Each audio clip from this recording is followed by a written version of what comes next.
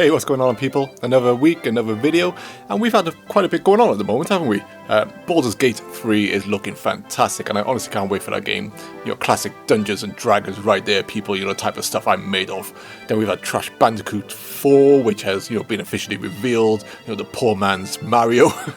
You have to understand, people, you know, I owned a Sega Saturn, PlayStation 1, and N64 when Crash Bandicoot was in his prime on the PlayStation 1. And even back then, if anyone said, you know, those games were better than the platforming goodness that was on the N64 at that time, I just have to laugh in their faces. You know, but hey, you know, even I still played Crash Bandicoot back then, because I'm a gamer, right, and had, you know, more time to play games back then, you know, even the average to poor ones. EA have had their event where they revealed that they have, you know, a load of games coming to the Nintendo Switch after, you know, the release of Burnout Paradise and Apex Legends, you know, and that's all I'm going to say about that garbage company who simply, you know, you just cannot trust ever, people, you know, just don't listen to them, you know. But that's enough news for now. If you've been paying attention, you know, Mr. Sakurai, from the comfort of his home with his bomb-ass dual-screen TV setup, if you haven't seen it, and virtually every console ever made, you know, sitting nicely underneath the TV. You know, this man is a gamer of my own heart. You know, Mr. Sakurai just revealed that the new ARMS character is going to be Minmin. And personally, I'm super happy with that choice, as she would have been my second pick after Lollipop, I feel. And although I thought the ARMS character would be somewhat similar to Bowser Jr. or the Dragon Quest hero in terms of multiple reps, you know, I'm absolutely fine with a single choice, and Minmin looks fantastic. But it wasn't so much Minmin that inspired this video, you know, a video that has, you know, technically been on my mind since I started my channel, but over the years, you know, has become, I suppose, even more prevalent. It was actually two topics that have appeared at the same time that has pushed me to talk about Nintendo and their future endeavors with expanding their IPs across different areas outside of video games. Those topics are the recent comments about Nintendo and their mobile phone endeavors, and the animation reveal for Minmin, you know, starring Captain Falcon, Kirby, and many of the ARMS characters. You know, I always try to engage you in all my discussions, and hopefully you'll be pleased to know that I now have a modest webcam and will be looking to live stream some topics in the future. But until then, what I'd like to ask you all is, where do you feel Nintendo should focus the most in terms of expanding and solidifying their hold on the entertainment industry? You know, it's a loaded question. You know, of course, as there are plenty of avenues we'd all love Nintendo to go down, and Nintendo themselves have delved into many of them. You know, but of course, in typical Nintendo fashion, many times they can only tiptoe into these areas and either be onto something that we all love and demand more of, or they can straight up ditch those ideas, you know, not long after they've created them. You know, something we've seen with their online efforts, you know, gaming or IP, some of their older ones, or even broader things like their Amiibo line of characters.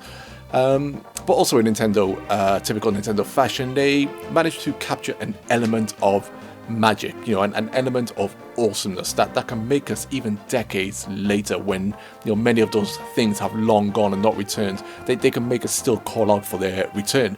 You know, not through blind nostalgia, you know, like Crash Bandicoot, you know, but because those things were and still are truly awesome, which leaves me, you know, basically still calling for new entries to games like F-Zero, Pilot Wings, and Wave Race as examples.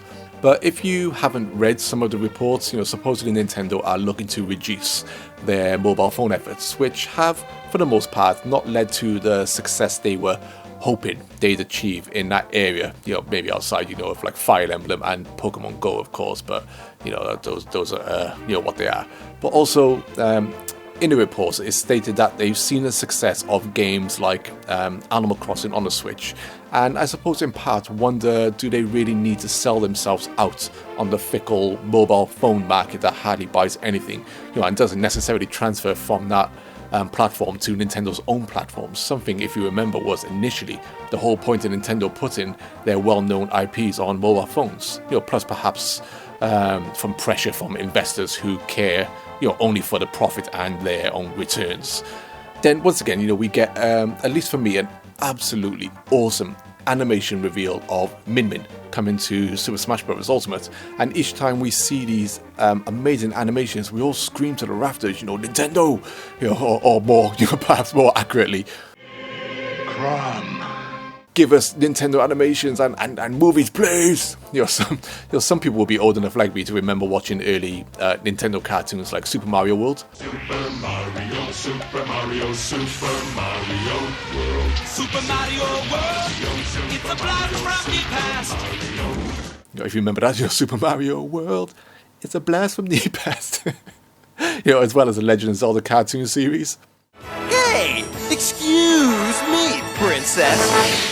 Yeah, I absolutely love these cartoon series. I don't care what anyone says, and I also still love the pig, human form of Ganon. Who I wish in part was still his main design to add even more of that classic Dungeons and Dragons fantasy element, which Zelda was all about.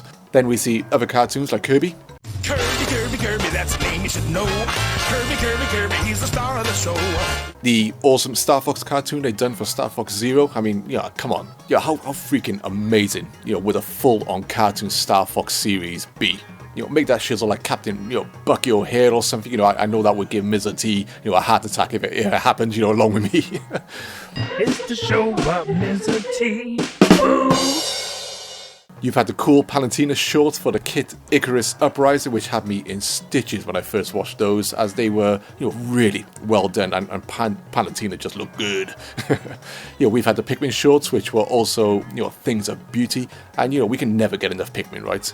But the ones that really, tip us over the edge, I feel, and keep on reigniting that call for Nintendo cartoons are most of the Super Smash Bros. Character reveals. Quality-wise, they are just absolutely perfect, perfect. And still to this day, I wonder why Nintendo hasn't knuckled down on its avenue instead of focusing on others when it comes to expanding their IPs. Me and many others have always said that Nintendo are the Disney of video games, and Mario, long surpassed Mickey Mouse in terms of children knowing who's who. This is nothing new, but it always keeps highlighting out to me that going the animation route is, I feel, the second best avenue for Nintendo creatively and financially. Because as we know, with movies and cartoons, also comes the merchandise. And Nintendo merchandise, even now with the aid of movies and animations, is a lucrative business. We all snapped up amiibos, even if we didn't use them. Official quality Nintendo merchandise can be as much of a drug as against themselves. Never mind limited editions, etc. There was one point where Nintendo believed perhaps, and others certainly believed, that in today's mobile world, modern children were losing touch with who Nintendo characters were and focused more on, flipping, Steve from bloody Minecraft or something. I think the Switch has proven, once again, that a solid Nintendo platform with solid Nintendo titles can reach more than big enough an audience. I'm not saying Nintendo should abandon mobile phones. They still have their uses, of course. But all I'm saying is that they can and perhaps should be a lot more picky and selective in regards to what they put on there, because as far as I can tell, the audience is the mobile phone audience is not one that's making the Switch a success. The Switch and Nintendo are doing that all by themselves. So, to wrap this up, I think Nintendo should have two strong focus divisions. Their core video game one, of course, and second, an animation / movie division that creates these types of things and also works with other studios to bring Nintendo to the TV screen in wondrous glory outside of video games. I don't care if it's Nintendo Plus or Nintendo Prime, like I said on Twitter, plus these movies, whatever. And it's a Super Mario movie. It's successful, which based off the recent Sonic the Hedgehog success, it should be, just as long as it's actually good. The Mario movie should be the catalyst for Nintendo to go all out. And of course, to add to this, they then have their own theme park to further heighten that Nintendo world of characters. All of these things do nothing but push across one thing that Nintendo has always been about, and that's having fun. So what are your thoughts, people? Leave your comments below and I'll get back to you as always. Thanks for listening, take care all, and peace.